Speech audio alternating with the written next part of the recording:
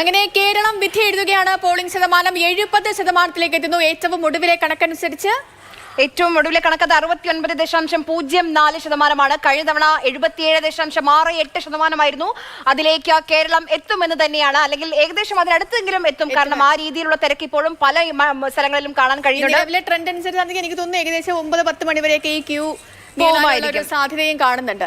ഏറ്റവും കൂടുതൽ വോട്ടിംഗ് ശതമാനമുള്ളത് കണ്ണൂർ തന്നെയാണ്. കണ്ണൂർ 73% മുകളിലാണ്.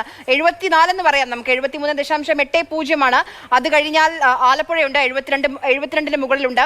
വയനാടും വടകരയും പാലക്കാടും ഒക്കെ 70% മുകളിൽ വോട്ടിംഗ് പെർസെന്റേജ് എത്തുന്നുണ്ട്. ഏറ്റവും കുറവ് പെർസെന്റേജ് ഇപ്പോഴും ഉള്ളത് പൊന്നാനിയിലാണ്. 65.62%. എന്തായാലും പലതരത്തിലുള്ള പരാതികൾ ഇപ്പോഴും കേട്ടുകൊണ്ടിരിക്കുകയാണ്. പ്രത്യേകിച്ച് വടകരയുടെ പരിചയക്കുറവടക്കം നിരവധി പരാതികൾ ഉന്നയിക്കപ്പെടുന്നുണ്ട് പല സ്ഥലങ്ങളിൽ നിന്നും.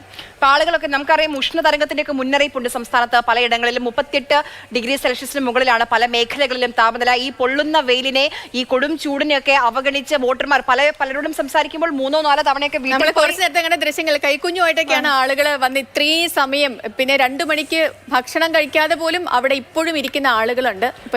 വൈകുന്നേര സമയത്ത് ഒരു പ്രത്യേകത, കൂടുതലും സ്ത്രീകൾ വൈകുന്നേരമായിരിക്കും വോട്ട് ചെയ്യാൻ വരും. ഇപ്പൊ വടകരയിലൊക്കെ ദൃശ്യങ്ങൾ കാണുമ്പോൾ കൂടുതലും സ്ത്രീകളാണ് ഈ കാത്തു നിൽക്കുന്നത്. അപ്പൊ അവരൊക്കെ തിരിച്ചു വീട്ടിലേക്ക് എപ്പോൾ എത്തും, അതിൽ പോകാനുള്ള ഈ വാഹന ക്രമീകരണം ഒക്കെ ഉണ്ടാകും, അങ്ങനെ കുറെ സംശയങ്ങളുണ്ട്. എന്തായാലും വോട്ടെടുപ്പ് തീർന്നിട്ടില്ല, ഒഫീഷ്യൽ ടൈം കഴിഞ്ഞു എന്ന് മാത്രമേ ഉള്ളൂ.